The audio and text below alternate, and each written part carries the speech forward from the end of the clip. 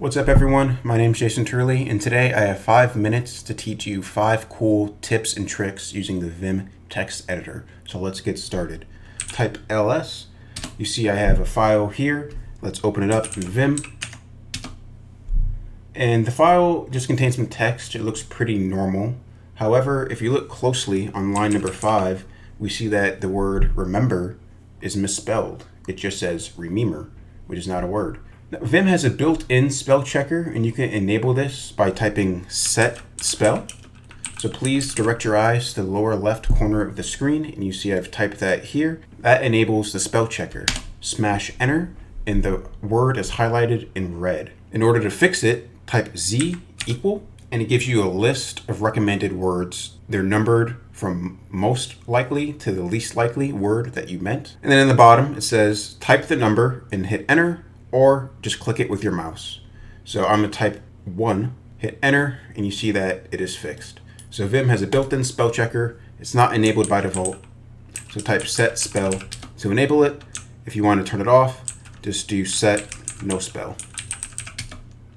The next trick I have up my sleeve is how to edit multiple files in Vim. If I do an ls tech L on all files, so I'd start with Pico CTF, which is a great CTF, by the way. I highly encourage everyone to check it out. These are all blogs that I've written in the past that are up online on my website. I'll have the link in the description below. If I do that same command and pipe it into word count tag lines, we see that there's 15 files here. If I want to edit all of these at once in Vim, I can simply do that.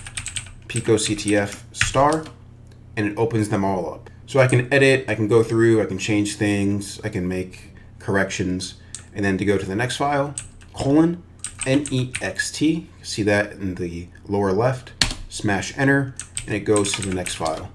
If I want to go to the previous file, you can just type previous. Now if that's too much, if you don't want to type next, you can just hit N.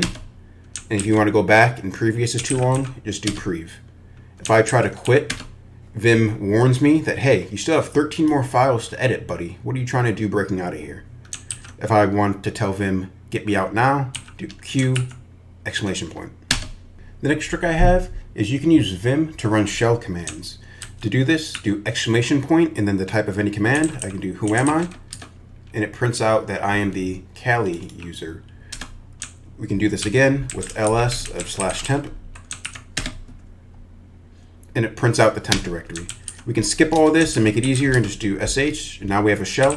Another cool thing is reading in files into your current file. So what do I mean by that? Do :R in the name of a file. I'm gonna do etc passwd, and it dumps all of that into my current file. You can combine this with the previous tip and do R to read in the result of catting out etc password, and it does the same thing.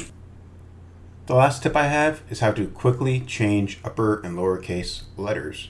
So I have this simple sentence, thanks for watching, please sub, be sure to do that. But some of the letters are lowercase and some are uppercase. Most people using Vim, they change it by changing the word and then just retyping it. That takes too long. It's much faster to just hit the tilde key and that will toggle the case for you. If it's lowercase, it'll become uppercase and vice versa. So all I'm doing is smashing the tilde key and it's automatically toggling the case for me. If you do it over a special character, like this exclamation point, nothing happens.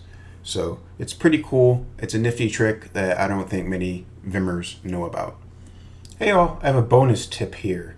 Many people struggle with saving and quitting out of Vim. It's like a meme now, but there are multiple ways to do it. The most common one is just :WQ. That's what I have here in line 3.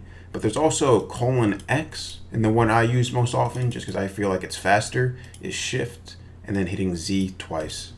So Shift ZZ, it saves and exits. You can also just do :X. If any changes have been made, it'll save and exit the file. So there you have it, all done. That's all I have for today, guys. Remember to like, comment, and subscribe. Follow me on Discord and Twitter.